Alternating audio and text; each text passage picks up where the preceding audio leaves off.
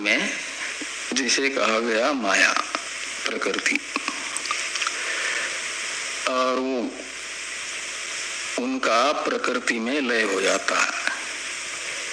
जैसे सुसुप्ति में सोए हुए पुरुष की अहंता अविद्या को विषय बना करके रहती है। जिसकी अहंता जिसको विषय बना करके रह रही है उसे तद्रूप ही कहा जाता है। तो अविद्यामय हो जाता है एक प्रकार से सुसुप्ति अवस्था में सुसुप्त पुरुष अविद्या रूप हो जाता है। और प्रकृति की उपासना करने वाला उपासक यदि ये होगा आपका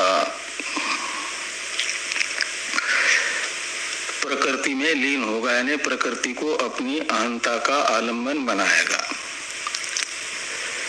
तो माना जाएगा उसे प्रकृति लय हुआ, प्रकृति लय प्राप्त हुआ, तदात्मक हो गया वो। तो फिर एक बार प्रकृति में लीन हो गया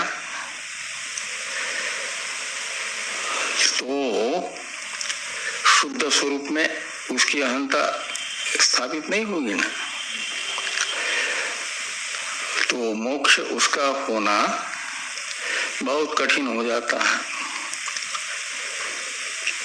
वो प्रकृति की निवृत्ति होगी तब जाकर के शुद्ध स्वरूप में अहंता स्थापित होगी। तो मोक्ष में तो निर्विशेष ब्रह्म में, शुद्ध ब्रह्म में अहंता स्थापित होती है ना।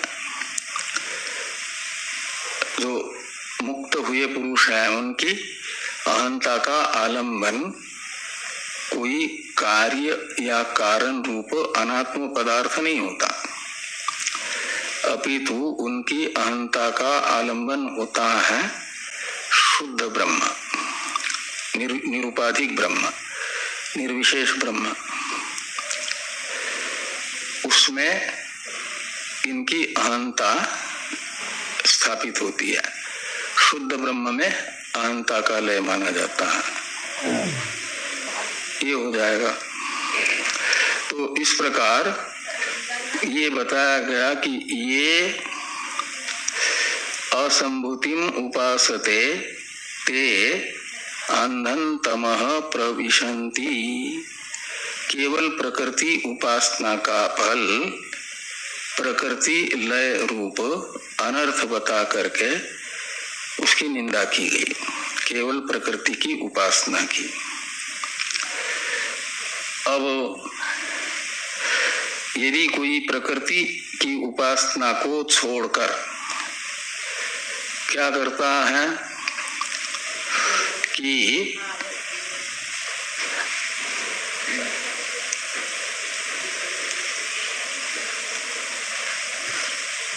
कार्य उपासना में लगता है, केवल हिरण्यगर्भ की उपासना करता है,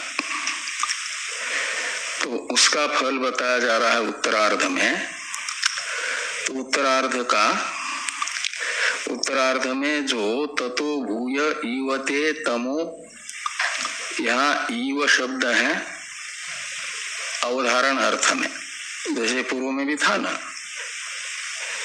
ततो भूय ईवते तमः, ये वो विद्यायाम रताः, वहां ईव शब्द अवधारण अर्थ में था।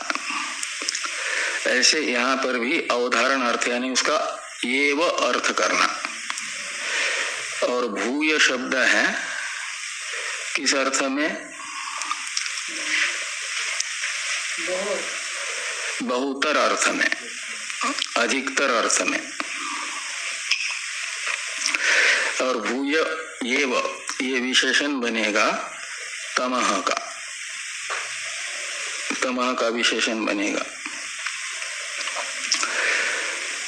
और एवु संभूत्याम रताः, इसमें ऊ शब्द तू अर्थ में है, ऊ ये निपात।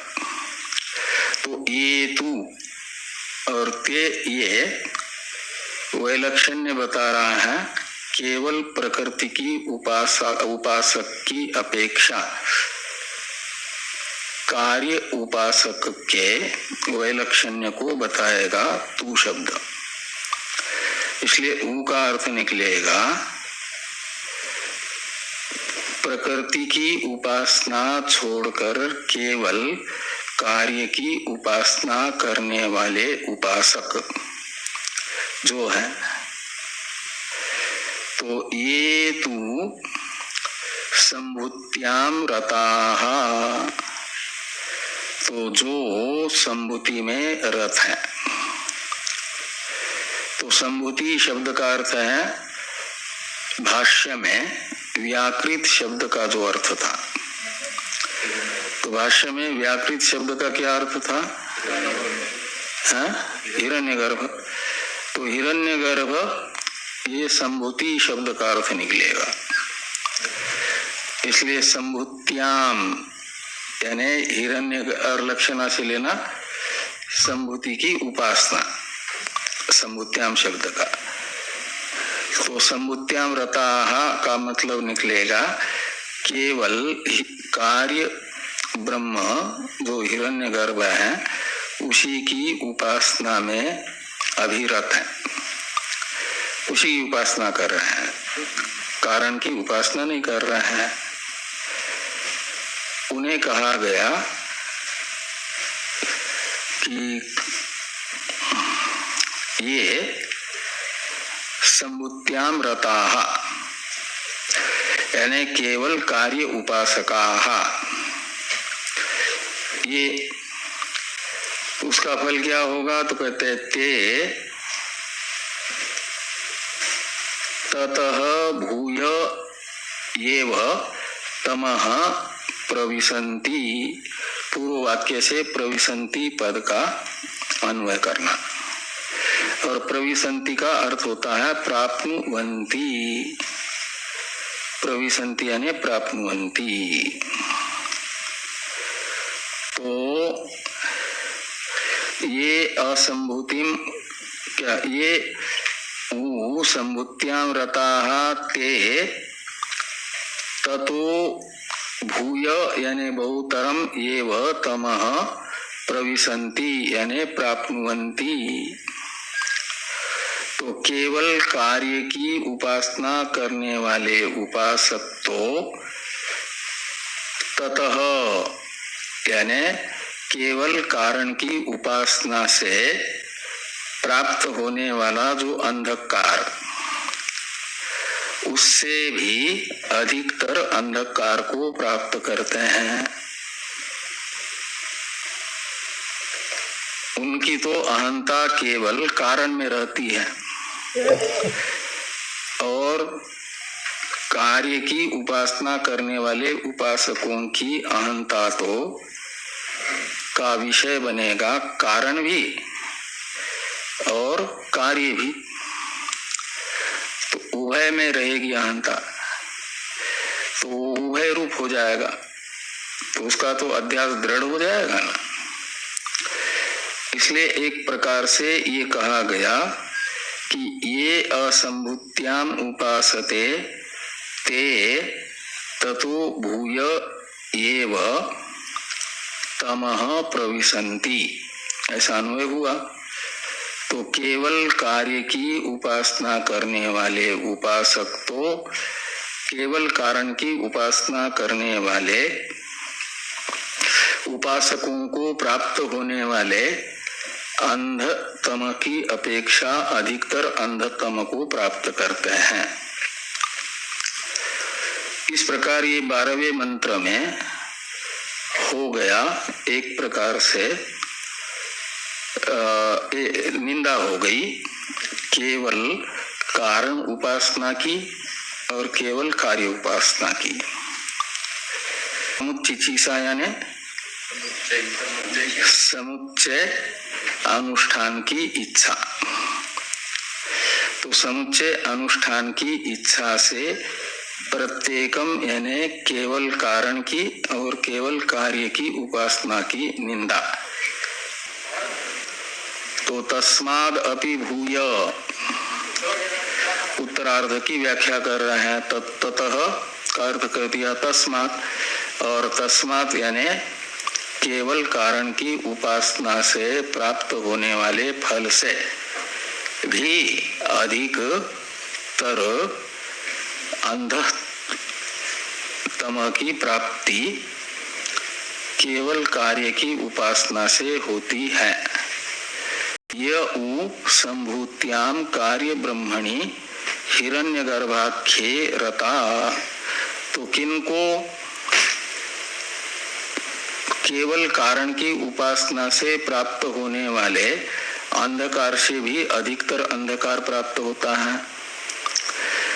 तो कहते ये यानी जो लोग संभूत्याम यानी कार्य ब्रह्मणि हिरण्यगर्भाख्ये रता, तो केवल कार्य ब्रह्म की उपासना करते हैं जो लोग, उन्हें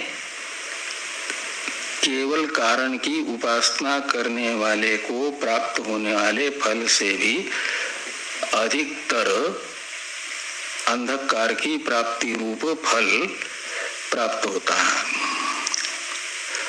तो इस प्रकार ये जो 12वां मंत्र है इसकी चर्चा संपन्न हो जाती है। 13वें मंत्र की चर्चा हम लोग कल करेंगे। ओम पूर्णमदः पूर्णमिदं पूर्णात् पूर्णमुदच्यते पूर्णस्य पूर्णमेवावशिष्यते। ओम शांति शांति शांति। आप मेरे प्यारे दोस्तों, आपका श्रवण करने का बहुत बहुत धन्यवाद। पुनः कल भेंट करेंगे। सभी के मंगल की कामना करते हुए यहीं विश्राम देते हैं। श्रवण करने का बहुत बहुत धन्यवाद। अच्छा लगे तो शेयर कीजिए। हमारा ये प्रयास है सनातन संस्कृति संचार द्वारा के सभी उपनिषदों का श्रवण हम भी करें और आप सबको भी श्रवण करवाएं। धन्यवाद श्रवण करने का।